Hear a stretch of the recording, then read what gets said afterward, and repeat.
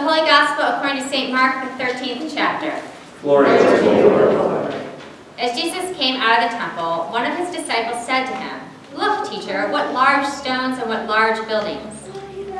Then Jesus asked him, "Do you see these great buildings? Not one stone will be left here upon another. All will be thrown down." When he was sitting on the Mount of Olives opposite the temple, Peter, James, John, and Andrew asked him privately, "Tell us, when will this be, and what will be the sign that all these things are about to be accomplished?" Then Jesus began to say to them, "Beware that no one leads you astray. Many will come in my name and say, 'I am he,' and they will lead many astray. When you hear of wars and rumors of wars, do not be alarmed. This must take place, but the end is still to come. For nation will rise against nation, and kingdom against kingdom. There will be earthquakes in various places, there will be famines. This is but the beginning of the birth pangs." The Gospel of the Lord. Upon reading this week's Gospel from Mark, I lamented to Pastor Steve. I said, I just want something easy. I guess initially in my mind, this would be like a parable on grace or an act of forgiveness or the promise of tomorrow. It would not be the apocalypse. However, as he rightly pointed out, none of it is easy when you really get into it. Which is true, right? Grace, forgiveness, and promise aren't easy things to articulate, comprehend, or receive. However, in my mind, speaking on end times or to mayhem and about might and greatness is more confounding and perplexing. And mostly the good news piece of the text seems minuscule, which basically feels sacrilegious and not very Jesus-y to me. So with the hope of broadening our perspectives and uncovering hope and promise, I'd like to walk us through some of the undersides of today's text by examining the disciples' expectations and some of their disappointments. So first, if we lay the basic story from Mark out there, Jesus and the disciples are standing in the temple courtyard, looking around at all that lies before them. The disciples are utterly dazzled by the majesty and grandeur, and one of them, captivated by all the beauty, says, "Jesus, look what large stones and large buildings there are." I basically envision this like walking through Times Square for the first time. The lights are twinkling, the people are rushing by with purpose, the buildings shoot up from the ground, practically scraping the heavens. It's really impressive. Except Jesus isn't impressed. And not only is he not impressed, he responds curiously by asking the disciples, "Do you see these buildings?" Yes. We just pointed them out to you, Jesus. Did you sort of miss that part of the conversation? Jesus didn't miss the conversation. He just doesn't see things the same way they see them. They see power and certainty. They believe they are standing on unshakable grounds. But Jesus sees fragility and uncertainty. He knows they are standing on the precipice of an earthquake. And so he sort of pulls the rug out from underneath them.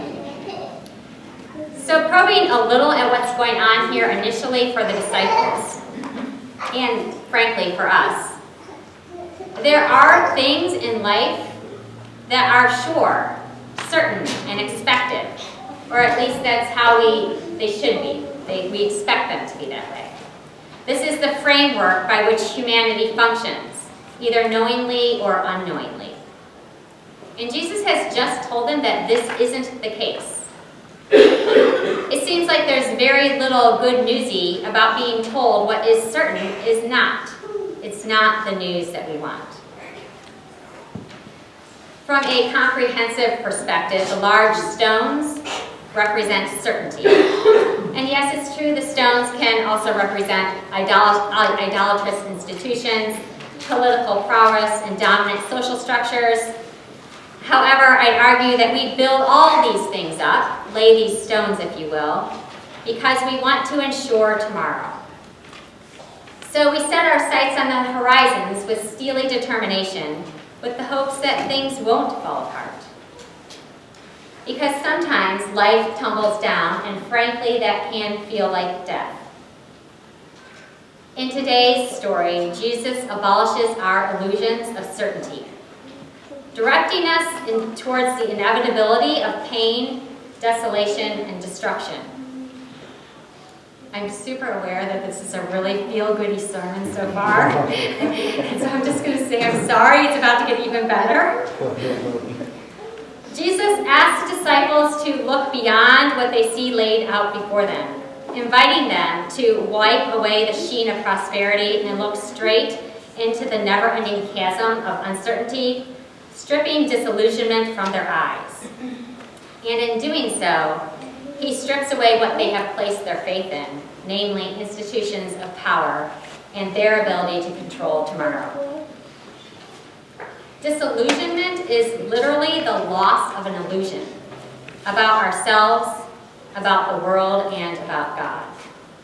Jesus forces the disciples and us into a place of disillusionment on purpose in order to uncover something else.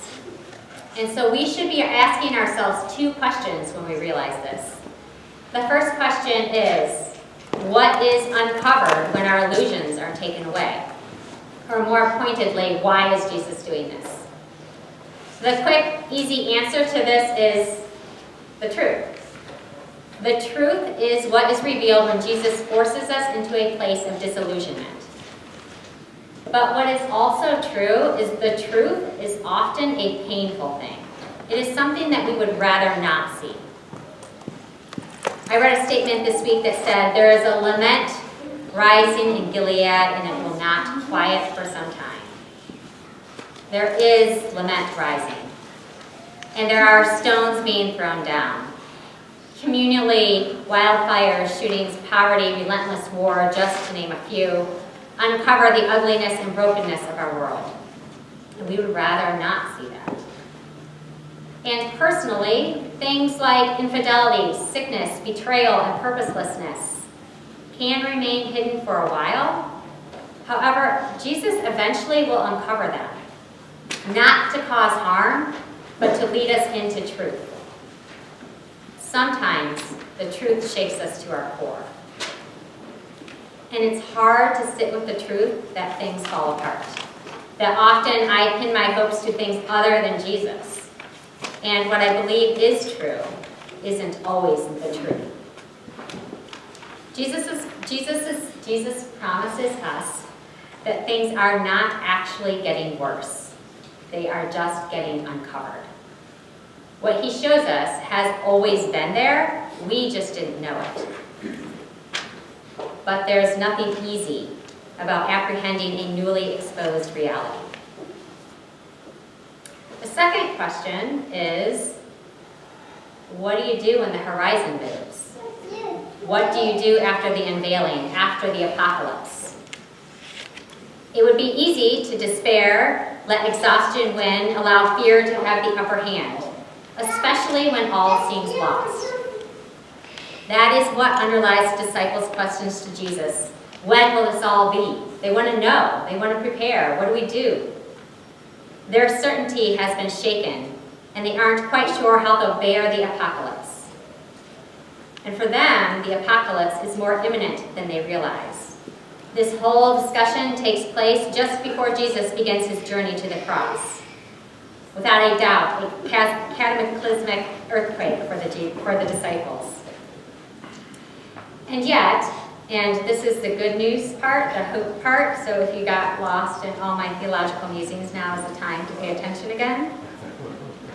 In Jesus' journey to the cross, Jesus shows them and us that through the grace and mercy of God, it is possible to bear the apocalypse.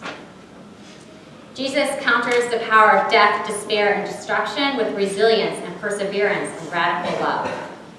The powers which seek to destroy may seem as resolute as a fortress made of stone, but God continues to turn the world and us towards hope and truth and promise. Through his apocalyptic crucifixion, Jesus proves that God is on the move and that God is on the side of life, especially when all hope seems lost. Sometimes it's hard to see under the weight of rubble and the cover of darkness. Sometimes we can't see what hope there could possibly be. Because hope, like truth, is not always comfortable or comforting. Asking us to open ourselves to what we do not know, to imagine what is beyond our imagining, to bear what seems unbearable. This is what hope and truth call us to do. They call us to keep breathing when we hardly have breath to breathe, and to turn toward one another when we'd rather turn away. But the hope of Jesus is what works within us and for us during the apocalypse. It's like the writer of Hebrews in our reading today. The writer of Hebrews says, "And so encourage one another. Be present for one another. Allow space when someone needs to say that the world is falling apart. And help them look for where the new day is dawning. And celebrate what God reveals." That's how God builds and rebuilds in this age. Because at the close of day, at the end of times, the promise that new life is being born is trustworthy and true. Hold fast to one another when the veil is torn away. And hold fast to the promise that Jesus sees more than we can see. By the grace of God, Jesus sees more for us and sees more for this world.